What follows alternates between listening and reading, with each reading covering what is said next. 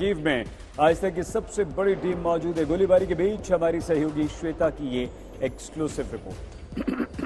जिस जगह पर हम मौजूद हैं ये समझ लीजिए कीव है और ये जो बैरिकेडिंग आप देख रहे हैं उसके आगे इरपिन शहर शुरू हो जाता है, जहां पर भीषण जंग इस समय चल रही है दोनों सेनाओं के बीच।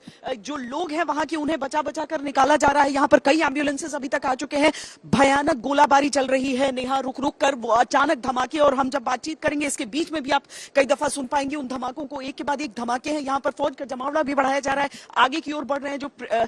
जो प्रेस की टीमें अगर कुछ कदम भी आगे बढ़ती हैं तो वहां से स्नाइपर्स उन पर हमला कर दे रहे हैं, और इसीलिए सबको पीछे रहने के लिए इस समय कहा गया है। बहुत गोलियां चल रही हैं, बहुत गोलाबारी वहां पर चल रही है। पूरा जो जंगल का इलाका, उसके आगे जाकर वो शहर पूरा शुरू हो जाता है। इरपिन नदी वहीं पर नेहा जिसे क्रॉस करने के लिए तमाम लोग हैं। अब देखिए तस्वीरें तो हमने बहुत दिखाई कि किस तरीके से जो बुजुर्ग हैं, बच्चे हैं, उन्हें निकाला जा रहा है। लेकिन आज भी बड़ी तादाद में, बड़ी संख्या में आप बुजुर्गों को वहां देखेंगे जो नहीं निकल सकते थे। आज उन्हें एम्बुलेंसेज में बिठा बिठा कर वहां से निकाला जा रहा है। और आप इस समय जो लोगों को देख रहे हैं ना, देखिए वो बच्चे के साथ वो परिवार आ रहा है। उस इलाके से उन्हें इवैक्यूएट किया जा रहा है, उन्हें बस निकाला जा रहा है वहां से। कुछ लोग अभी देखिए, एक और एम्बुलेंस को आता हुआ आप देख रही हैं। अपनी तस्वीर मोहसिन आपको दिखाएंगे। एम्बुलेंस एक आ रही है, बहुत तेजी से ये गाड़ियां यहां पर पहुंचती हैं। जो लोग चल सकते हैं वो पैदल आ रहे हैं, और जो लोग नहीं चल सकते, ये बिल्कुल मैं सटे हुए इलाके में हूं। पूरी बमबारी यहां पर चल रही है, गोलीबारी चल रही है।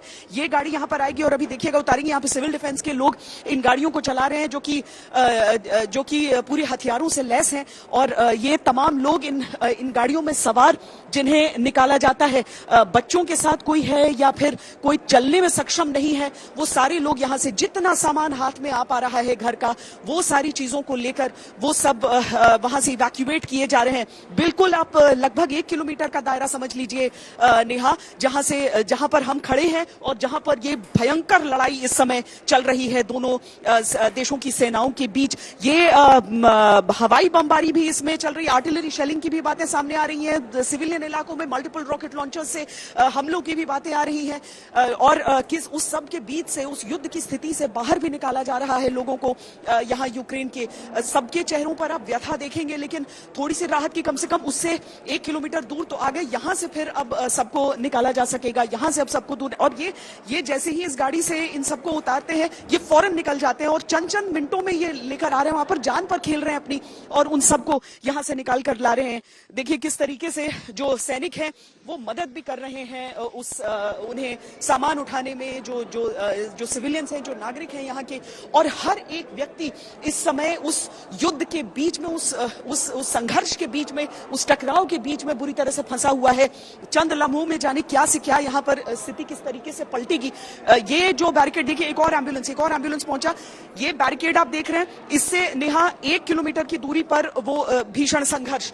एक और एम्बुलेंस जिसे आप तस्वीरों में आते हुए देखिए, यहाँ पर अचानक जो संघर्ष शुरू हुआ था, उसके बाद से आज सुबह एक बार फिर भीषण लड़ाई शुरू हो गई है। देखिए ये फिर ये गाड़ी आई और इसमें से फिर उन लोगों को यहाँ पर उतारा जाएगा। शुरुआत में जो गाड़ियां आई थी वो सब जो इंजर्ड लोग हैं, जिन्हें कुछ चोटें लगी थी, जो घायल हुए थे, उन सबको इवैक्यूएट किया गया था। और एक बार फिर आप देख रहे हैं अब चूंकि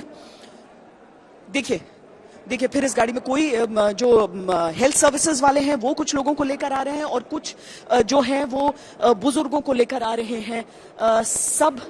सबके चेहरे पर वो खौफ, वो डर। आप समझिए कि आपके घर के इलाके को अगर इस तरीके से ले लिया जाए गोलियों की जद में, आप उसके बीचों बीच फंस जाएं तो क्या स्थिति होती होगी।